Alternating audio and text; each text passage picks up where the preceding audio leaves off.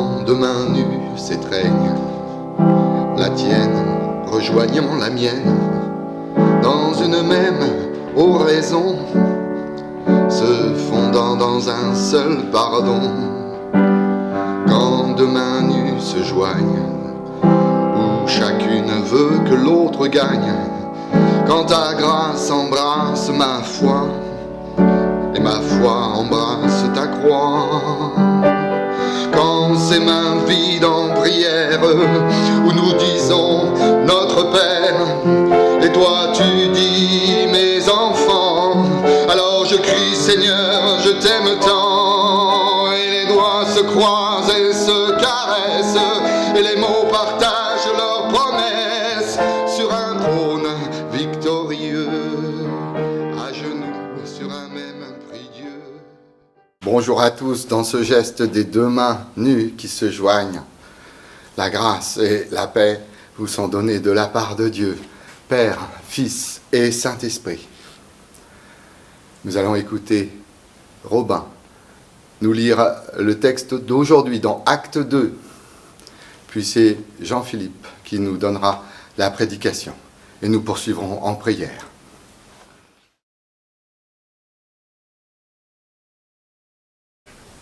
Lorsqu'arriva le jour de la Pentecôte, ils étaient tous ensemble en un même lieu. Tout à coup, il vint du ciel un bruit comme celui d'un violent coup de vent, qui remplit toute la maison où ils étaient assis. Des langues leur apparurent, qui semblaient de feu et qui se séparaient les unes des autres. Il s'en posa sur chacun d'eux. Ils furent tous remplis d'Esprit Saint et se mirent à parler en d'autres langues, selon ce que l'Esprit leur donnait d'énoncer. Or, des Juifs pieux de toutes les nations qui sont sous le ciel habitaient Jérusalem. Au bruit qui se produisit, la multitude accourut et fut bouleversée, parce que chacun les entendait parler dans sa propre langue. Étonnés, stupéfaits, ils disaient « Ces gens qui parlent, ne sont-ils pas tous galiléens ? Comment se fait-il que chacun de nous les entende dans sa langue maternelle ?» Frères et sœurs, là, nous voilà donc dans ce jour de la Pentecôte, juste après ce moment de l'ascension de Jésus. Et les disciples, nous dit le texte, sont tous ensemble dans un même lieu. En quelque sorte, ils sont confinés, peut-être dans l'incertitude, dans la peur. Jésus n'est plus là, que va-t-il se passer ? Et puis tout d'un coup, c'est le grand bouleversement. Vous avez entendu le texte, un vent violent, des flammes sur la tête des disciples, des apôtres, et puis ils se mettent à parler en langue. Qu'est-ce que ça veut dire parler en langue ? C'est un moment important dans la vie spirituelle. Il y a deux sortes de parler en langue. Il y a ce qu'on appelle la glossolalie, c'est-à-dire que lorsque je prie, si je n'ai plus de paroles vraiment pour m'adresser au Seigneur, eh bien je pratique cette glossolalie d'une langue qui est incompréhensible, mais lorsque je ne peux pas m'exprimer, c'est comme cela que je m'exprime. Paul, d'ailleurs, nous en parle dans l'Épître aux Corinthiens, et il nous dit, lorsque je parle en langue, ce n'est pas aux hommes que je m'adresse, mais à Dieu. Mais dans cet épisode de la Pentecôte, il y a vraiment ce parler en langue, où les auditeurs qui viennent de nombreux pays, nous dit le texte, entendent chacun ce que disent les apôtres, chacun dans sa propre langue. C'est aussi quelque chose d'important dans la vie spirituelle. Je me souviens d'une fois où nous étions en retraite de quelques jours, une vingtaine de personnes, et lorsque nous étions en prière, tout d'un coup, quelqu'un a dit une phrase. C'était un peu un charabia pour nous, personne ne comprenait. Et l'un d'entre nous a dit, mais est-ce que quelqu'un peut interpréter ce parler en langue ?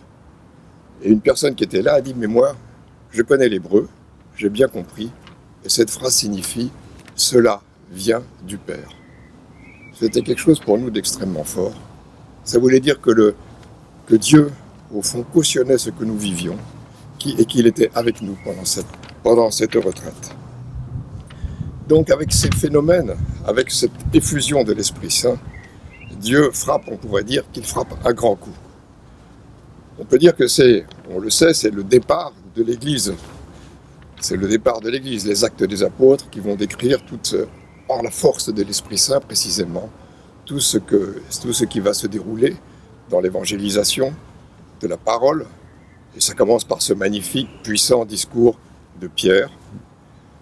Et ensuite les disciples plus tard qui diront « Frères, que ferons-nous » Et ils se lancent dans cette grande aventure de l'annonce de la parole par la force de l'Esprit Saint. C'est un point de départ, on dit, pour l'Église, mais c'est aussi une continuité. Parce que je voudrais vous faire saisir que cet Esprit Saint, il traverse toute la Bible, depuis la Genèse jusqu'à l'Apocalypse. Genèse 1, l'Esprit de Dieu planait sur les eaux. Apocalypse chapitre 21, la fin de l'Apocalypse, l'Esprit et l'épouse disent « Viens ». Et puis, il y a ces manifestations puissantes au chapitre 61 d'Ésaïe. « L'Esprit du Seigneur est sur moi, parce qu'il m'a donné l'onction pour annoncer la bonne nouvelle aux pauvres, aux prisonniers à la délivrance, etc. » Ce texte qui sera lu par Jésus dans la synagogue, dans Luc 4, et qui donne le point de départ, le top départ au fond, du ministère de Jésus. Il y a aussi ce texte extraordinaire, un des plus beaux textes de la Bible, dans Ézéchiel 37, l'épisode, l'histoire des ossements desséchés. Ézéchiel est dans une vallée déserte, il y a des ossements partout, qui sont répandus sur le sol, et le Seigneur lui dit « Fils d'homme, ces os pourront-ils revivre ?» Ézéchiel répond « Seigneur, toi tu le sais. » Alors Dieu dit « Je fais venir en vous un esprit et vous vivrez. » Esprit des quatre vents souffle sur ces morts et qu'ils revivent. Nous pouvons prier pour que nos ossements desséchés par la force de l'Esprit Saint reprennent vie. Tout ce qui est desséché, tout ce qui est mort en nous, tout ce qui est peur, tout ce qui est enfermement, tout ce qui est insuffisance, soit revivifié par l'Esprit Saint. Seigneur, je te prie vraiment pour que maintenant, tu viennes faire souffle, donner ton souffle pour que nous soyons de nouveau pour une nouvelle vie, que nos ossements desséchés, tout ce qui est desséché en nous, reprenne vie.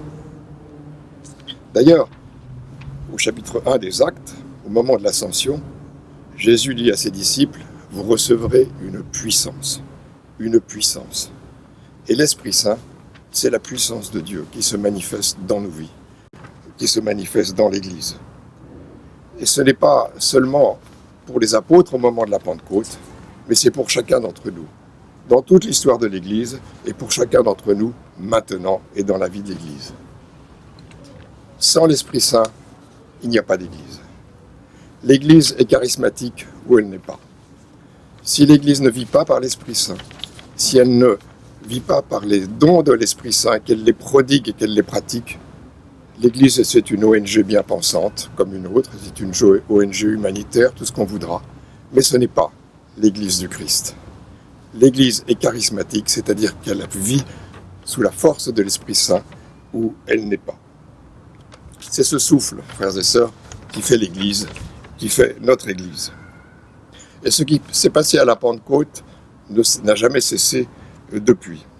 On parle parfois de l'Esprit Saint, souvent, comme quelque chose de très mystérieux. On dit oui, que c'est la troisième personne de la Trinité.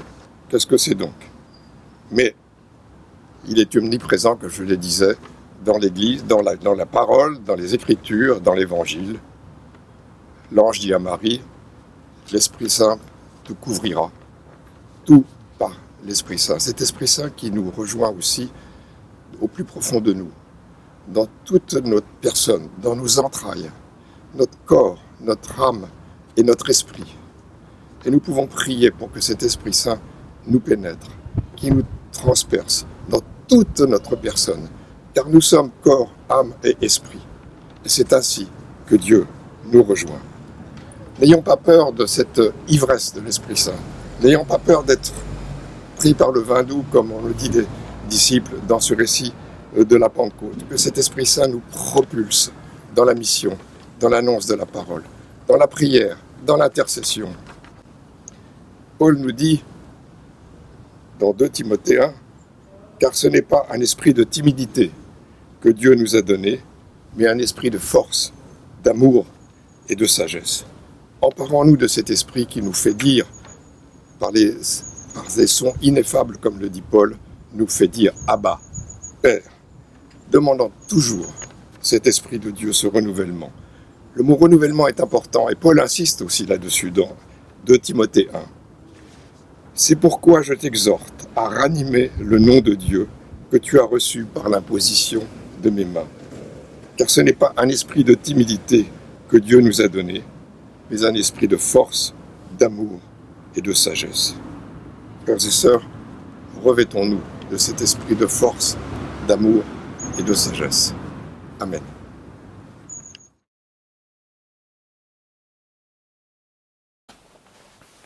Du chef de chœur, sur les instruments à cordes, psaumes, chants. Que Dieu nous témoigne de sa bienveillance et qu'il nous bénisse, qu'il illumine son visage parmi nous.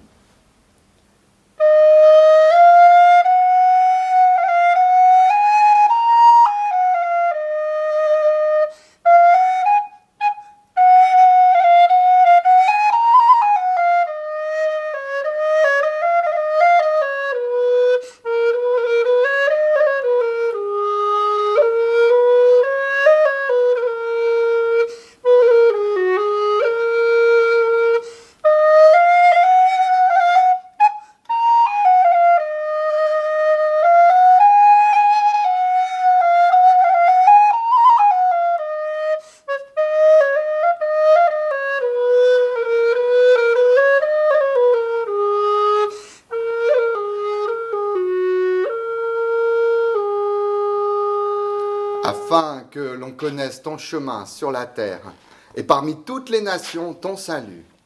Que les peuples te louent, ô Dieu, oui, que tous les peuples te louent. Que tout pays se réjouisse et jubile, parce que tu juges les peuples avec droiture, ô Dieu, et tu conduis droitement les pays dans le monde.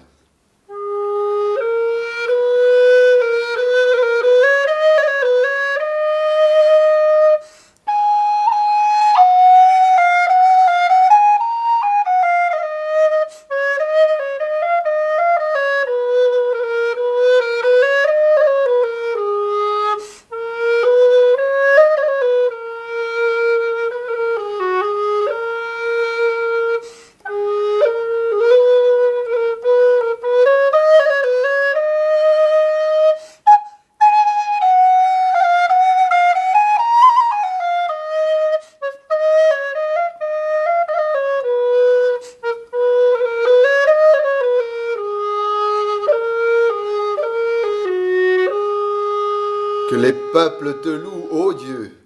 Oui, que tous les peuples te louent. La terre a donné son fruit. Que Dieu, notre Dieu, nous bénisse. Que Dieu nous bénisse et que tous le respectent jusqu'aux extrémités de la terre.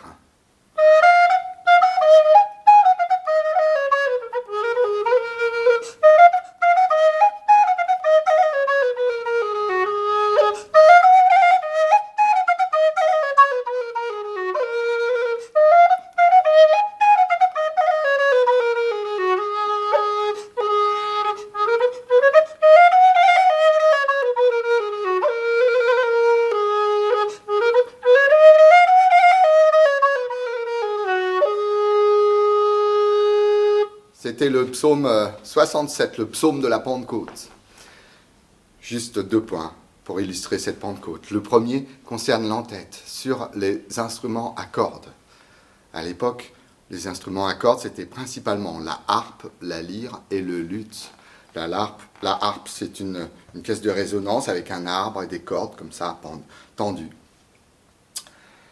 La lyre, c'est une caisse de résonance avec une structure qui permet aussi de tendre des cordes. Dans les psaumes, on parle de la lyre à 10 cordes, autant qu'il y a de commandements, vous voyez. C'est le psaume 144. Je chanterai un chant nouveau pour toi, Seigneur. Je jouerai pour toi sur la lyre à 10 cordes. Et enfin, le luth, ça ressemble plus à un banjo. On ne sait pas très bien comment ça se jouait, peut-être un peu comme la kora, tant il est vrai que le psalmiste est un griot africain qui transmet une culture orale. Ces instruments, on les retrouve en Mésopotamie, 3000 ans avant Jésus. Et puis, en faisant des fouilles 2000 ans avant Jésus, on les retrouve en Égypte. Entre les deux, il y a quoi?